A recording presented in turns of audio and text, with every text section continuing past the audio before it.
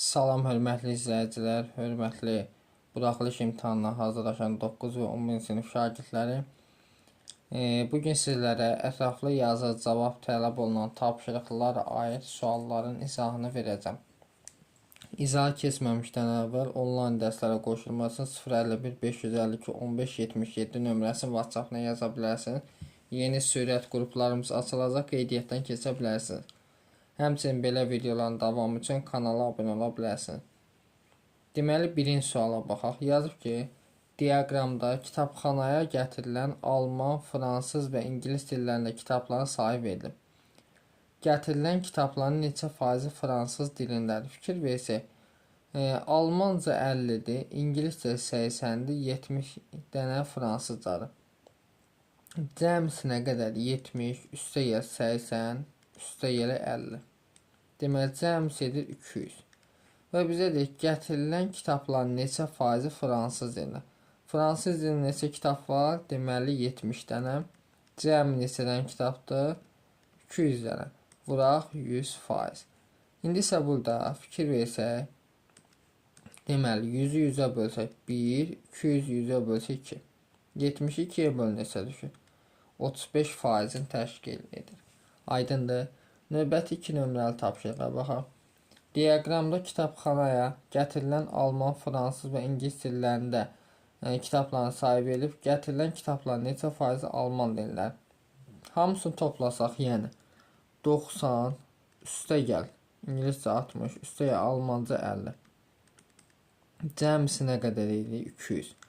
Və bizə deyir ki, gətirilən kitabların neçə faizi alman dilindədir? Almanca 50-dir.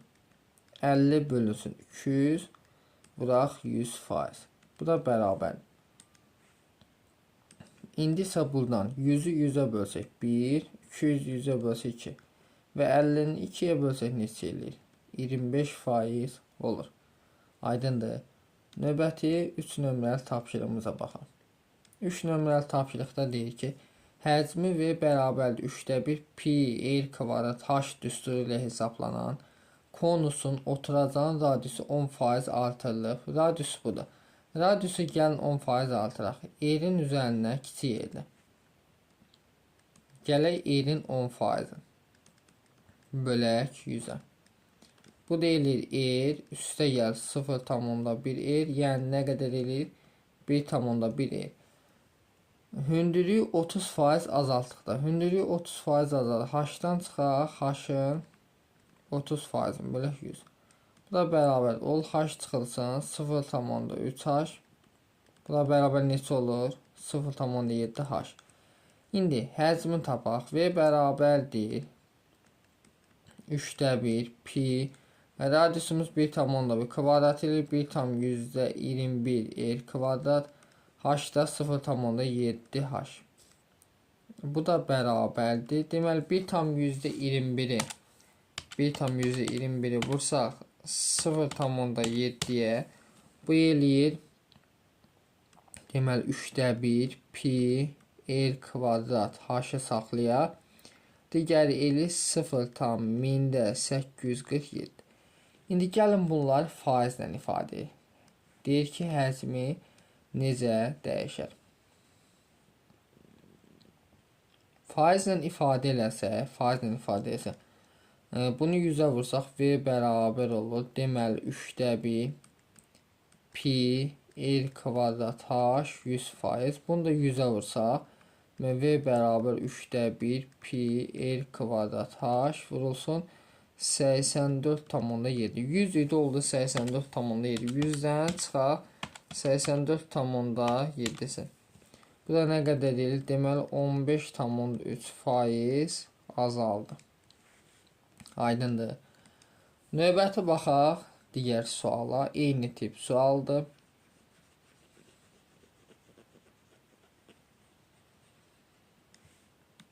Deməli, və belə videonun davamını istəyirsinizsə, yorumlarda qeyd edə bilərsiniz. Biz də davamını çəkərik.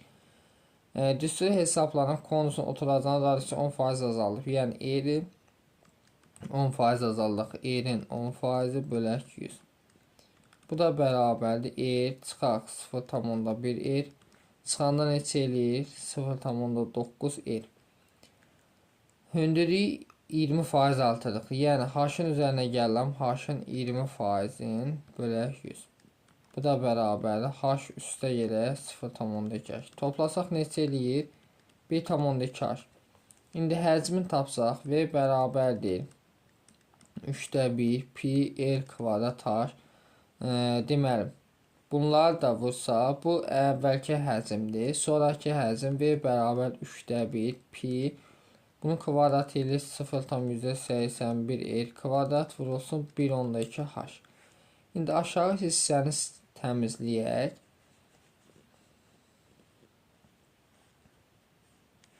Deməli, 0,81-i vuraq 1,2. Bu eləyir, deməli, 3/1 pi r kvadrat h. Vursanız 0,1972. İndi faizə çevirsək bunu 100-ə vurarıq. Bunu da 100-ə vursaq, demək olur 3/1 pi r kvadrat h 97,2. İndi 100-dən çıxaq.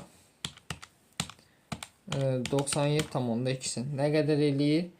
2,8. Deməli 100 idi, oldu 97,2. Yəni 2,8% azalır.